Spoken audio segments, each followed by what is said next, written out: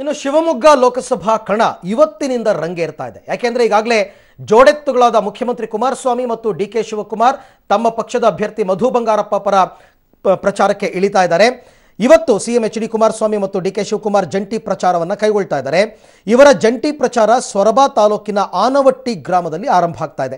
ನಂತರ ಶಿವಮೊಗ್ಗ ಗ್ರಾಮಾಂತರ ಕ್ಷೇತ್ರದ ಆನವೇರಿಯಲ್ಲಿ ಪ್ರಚಾರವನ್ನು ನಡೆಯುತ್ತೆ. ಮಧ್ಯಾಹ್ನ ಯಡಿಯೂರಪ್ಪ ಕೂಡ ಸ್ವಕ್ಷೇತ್ರ ಶಿಕಾರಿಪುರದಲ್ಲಿ ರಣಕಹಳೆಯನ್ನು ಮೊಳಗಿಸಲಿದ್ದಾರೆ.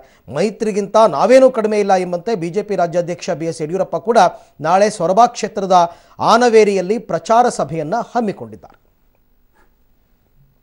ಚುನಾವಣೆ ಆ ಭಾಗದ ಮುಗಿಸ್ಕೊಂಡು ಈಗ ಸಹಜವಾಗಿ ವಿರೋಧ ಪಕ್ಷ ಅವರು ನಮ್ಮ ಕೆಲಸ ನಾವು ಮಾಡ್ತೀವಿ, ಅವ್ರ ಕೆಲಸ ಅವ್ರು ಮಾಡ್ತಾರೆ. ಹಾಗೆ ಅವರ ನಾಯಕರು ಅವ್ರು ಬರ್ತಾ ಇದ್ದಾರೆ.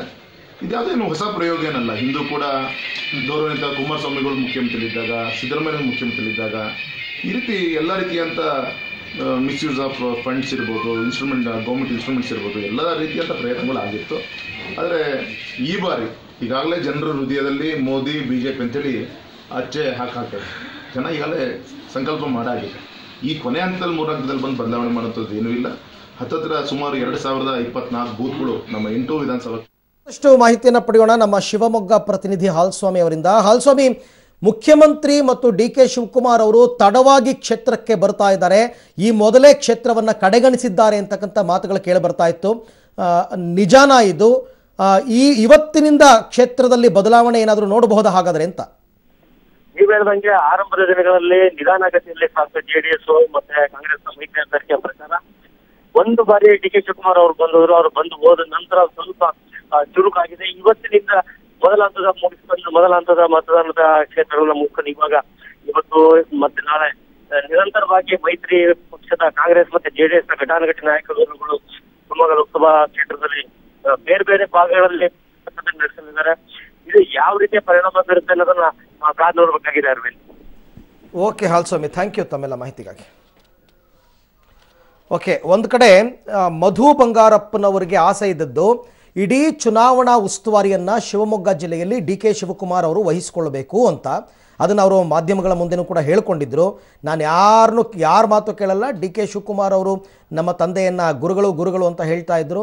ಹಾಗಾಗಿ ನಾನು ಡಿಕೆ ಶಿವಕುಮಾರ್ ಅವ್ರನ್ನೇ ಕರ್ಕೊಂಡು ಬರ್ತೀನಿ, ಅವರು ಕ್ಷೇತ್ರದಲ್ಲಿ ಮೊಕ್ಕಾಂ ಹೂಡ್ತಾರೆ, ಅವರ ಸ್ಟ್ರಾಟಜಿ ಮೇಲೇ ನಾವು ಚುನಾವಣೆಗೆ ಹೋಗ್ತೀವಿ ಅಂತೆಲ್ಲ ಹೇಳಿದ್ರು. ಆದರೆ ಡಿಕೆ ಶಿವಕುಮಾರ್ ಅವರು ಮೊದಲ ಹಂತದ ನಾಳೆ ಏನು ಮತದಾನ ನಡೀತಾ ಇದೆ ಈ ಕ್ಷೇತ್ರಗಳನ್ನು ಹೆಚ್ಚು ಕಾನ್ಸಂಟ್ರೇಟ್ ಮಾಡಿದ್ರು, ಶಿವಮೊಗ್ಗವನ್ನು ಕಾನ್ಸಂಟ್ರೇಟ್ ಮಾಡಿರಲಿಲ್ಲ. ಇವತ್ತು ಡಿಕೆ ಶಿವಕುಮಾರ್ ಮತ್ತು ಮುಖ್ಯಮಂತ್ರಿ ಕುಮಾರಸ್ವಾಮಿ ಇಬ್ಬರು ಕೂಡ ಶಿವಮೊಗ್ಗಕ್ಕೆ ತೆರಳಿದ್ದಾರೆ. ಇದರಿಂದ ಸ್ವಲ್ಪ ಹಿನ್ನಡೆಯಾಗಿದೆ. ಈಗಾಗಲೇ ಪ್ರಚಾರ 75 to 80% ಮುಗಿದೋಗಿದೆ. ಕೊನೆಯ 3 ದಿನಗಳಲ್ಲಿ ಬಂದು ಏನು ಬದಲಾವಣೆ ಮಾಡೋಕ್ಕಾಗಲ್ಲ ಅನ್ನೋದು BY ರಾಘವೇಂದ್ರ ಅವರ ಮಾತು. ಆದರೂ ಕೂಡ ಮಧು ಬಂಗಾರಪ್ಪನವರ ಪರವಾಗಿ ಪ್ರಚಾರ ಮಾಡೋದಕ್ಕೆ ಡಿಕೆ ಶಿವಕುಮಾರ್ ಮತ್ತು ಕುಮಾರಸ್ವಾಮಿ ಅವರು ಬಂದಿದ್ದಾರೆ. ಆದರೆ ಅವರು ಚುನಾವಣೆಯ ಕೊನೆಯ 3 ದಿನಗಳು ಶಿವಮೊಗ್ಗದಲ್ಲಿ ಏನು ಇರೋದಿಲ್ಲ, ಬೇರೆ ಬೇರೆ ಕ್ಷೇತ್ರಗಳಿಗೆ ಅವರು ಪ್ರಚಾರಕ್ಕೆ ತೆರಳಬೇಕಾಗಿದೆ. ನಾಳೆ ಕುಮಾರಸ್ವಾಮಿ ಅವರು ಕುಮಟಾಗೆ ತೆರಳುತ್ತಾ ಇದ್ದಾರೆ, ಅಲ್ಲಿರ್ತಕ್ಕಂಥ ಅಭ್ಯರ್ಥಿಯ ಪರ ಪ್ರಚಾರ ಮಾಡೋದಕ್ಕೆ. ಹಾಗಾಗಿ ಕಾರ್ಯಕರ್ತರಲ್ಲಿ ಸ್ವಲ್ಪ ಇನ್ನೂ ಕೂಡ ಉತ್ಸಾಹ ಗರಿಗೆದರಬೇಕು ಅಂದರೆ 1-2-3 ದಿನಗಳಾದರೂ ಕೂಡ ಶಿವಮೊಗ್ಗ ಕ್ಷೇತ್ರದಲ್ಲಿ ಇವರು ಪ್ರಚಾರವನ್ನು ಮಾಡಿದಿದ್ರೆ ಮತ್ತಷ್ಟು ಫಲಪ್ರದವಾಗ್ತಾ ಇತ್ತು ಇವರ ಜಂಟಿ ಪ್ರಚಾರ.